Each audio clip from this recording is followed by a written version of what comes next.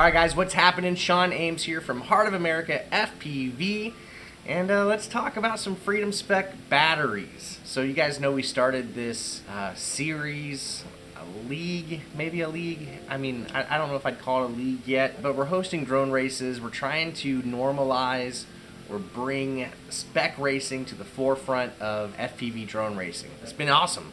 We're about 2.5 years into this thing. Our very first Freedom Spec race, at least marquee level Freedom Spec race, was on July 4th, 2.5 years ago. We're looking forward to an incredible season of racing this year, and we just dropped some new rules in regard to batteries in our spec. At the very beginning, or at the base of what Freedom Spec is, when we first started this thing, way back in the day, I was on a committee with MultiGP trying to identify what spec could look like for MultiGP. We kind of got absolutely nowhere. After several meetings, I kind of took it upon myself to try to figure some stuff out. Initially, I tried to do KV matching. You would take the KV of the motor and do some mathematics and decide what percentage of throttle cap to give each person.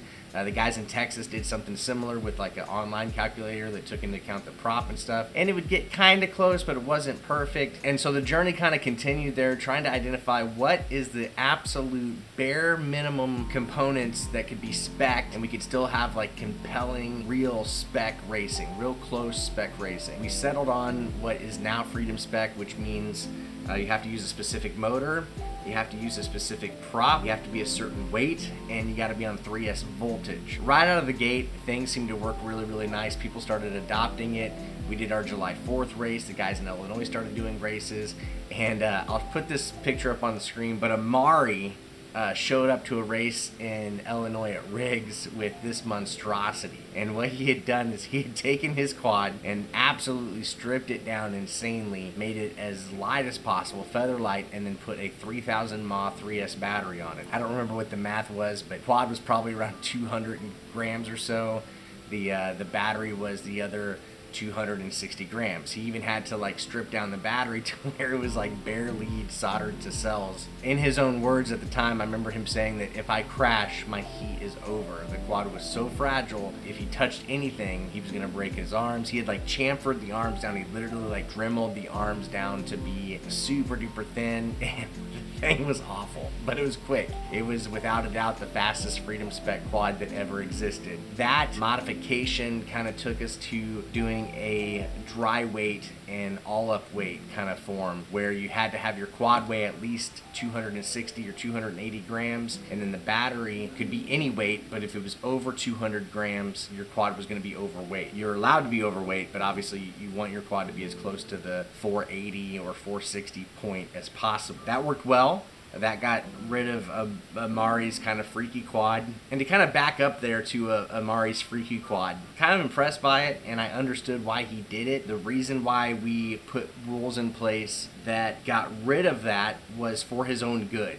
I want Amari to be able to go to a race with a quad that will hold up in a crash. I don't want him to have to go to all that effort to have a compelling spec rig. I want his batteries to survive a crash. I want his quad to be able to survive a crash. And unfortunately, without some sort of other rules, that quadcopter was not going to survive a crash. For other people, I didn't want them to show up and feel like if they brought a durable quad that they couldn't compete against his freaky quad. The intent of those rules, the weight rules, the 260 or 280 dry and the 460 or 480 all up, those rules were created really to protect Amari. Those rules were in place for a good long while. This season we did up the all up weight and the dry weight by 20 grams. That was to kind of encapsulate more people's standard quads. I know that the top tier, the top 16, probably the top 40 drone racers in open class racing, their quads without a battery probably weigh between 260 and 280, if not a little under, you know, those numbers. But the average builder, let's say the top 200 pilots in the United States, their quads are heavier than that. And so by putting that all-up weight and the dry weight higher, that allowed people to run HD. If they wanted to run HD 0, which it's not a ton heavier, but it's definitely a few grams. People can run MR30s without being way overweight. They could run more durable quads. They could, you know, I really want to see people incorporate more aerodynamic kind of elements on their quads. Make sure they have a turtle fin. Like, I want people to be able to have creature comforts on their quads, and so that's where the 280 weight came from. What that did though is that made it to where the China Hobbyline 70C battery was absolutely viable. Unfortunately, the China Hobbyline 70C battery comes in at like 205 to 210 grams, so you had to go to some extreme measures here. Yeah, this was my pack. I ran the China Hobbyline 70C batteries because they were the best battery for Freedom Spec under that rule setup. But the thing was, is you couldn't hardly get your hands on these packs. And additionally, since they'd been unwrapped, this battery doesn't survive a crash. I guarantee you I did not have a significant crash with this battery, and it even looks crappy already. These batteries don't survive a crash. You don't have a good time, and they did. They performed maybe 3% better. Some people could get them, some people couldn't. So that's where this pack came along. Now, people went out, they wanted to try to get the best battery possible, and unfortunately they couldn't find these because they were all sold out. Instead, people went to old race day quads and bought these guys, which I don't think Yvonne tested this battery, but people that were running it seemed to think that it maybe had a 1 to 2% advantage over 533 Freedom Spec battery or the OG China Hobbyline 30C battery. That's fine, like 1 to 2% is cool and all, but it's $27. Quite honestly, I didn't want people to have to pay $27 an additional $17 to have a 1 to 2% advantage. I just didn't think that was good for the spec and ultimately good for the sport. So what we decided to do was I decided to make the original. This is the original battery we use for Freedom Spec. Make this battery the gold standard. Since it's the cheapest battery, since it's the easiest battery to get your hands on, let's rate all other batteries by the performance of this battery. This battery comes in, got my handy dandy scale here, let's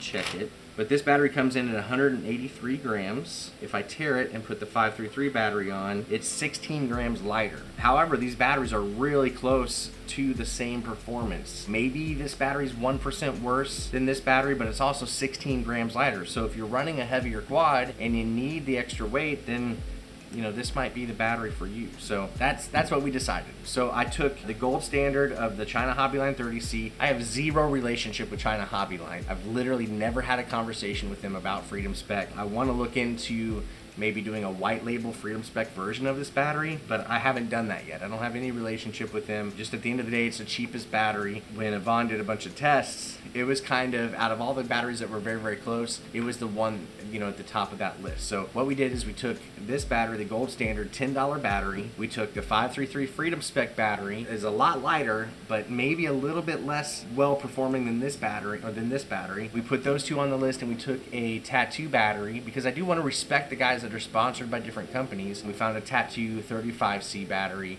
that's in the same weight class, really close to the same performance, and we put it on that list. So those are the three batteries right now that are approved. I had a conversation with Yvonne, and he has agreed to take on any additional batteries that people want to see if we could get them in the spec. And like I said, China Hobbyline 30C is the gold standard. We won't allow any battery that is significantly more powerful than the China Hobbyline 30C.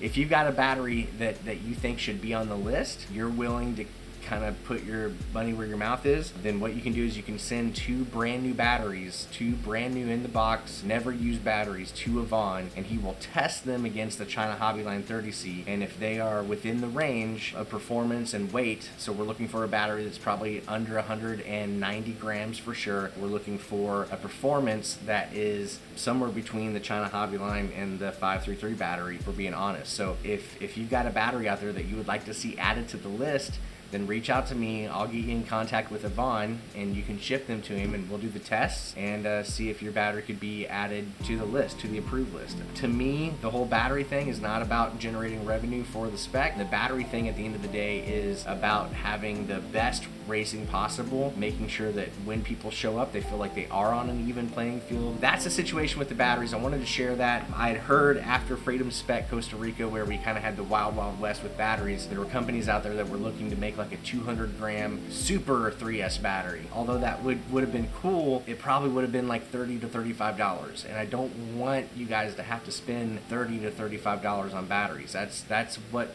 a big part of what Freedom Spec was all about, is getting away from these open class, gnarly, expensive batteries. So that's what we're looking at. If you've got a battery that you'd like to see added to the list, reach out to me. I'll get you in contact with Yvonne. You'll send him 2 batteries. He's doing that testing for free. The only thing is he's going to keep those batteries. We're not going to ship them back to you. That's essentially the payment for having the batteries tested. Maybe test them yourself beforehand if you do think they are significantly better performing than the China Hobbyline 30C, then just know that it might not get included in the list. You know, there's no guarantee that any battery will be included in the list. I'm going to be looking at a few things. We're going to look at obviously performance. It cannot perform better than the China Hobbyline 30C. We're going to look at weight, making sure that it's within that range. I probably also wouldn't add like a battery that's like 150 grams. That's probably too light. So let's say between 160 and 190 grams in that range. And then price. I'm probably not going to allow any battery that is over $20. That just seems super excessive for what we're dealing with here. So let me know what you think in the comments. We're just trying to make this the greatest spec league that's ever existed. We look forward to seeing you at a Freedom Spec event this summer. Yeah, that's it. So thanks for checking in, and we're going to catch you next time on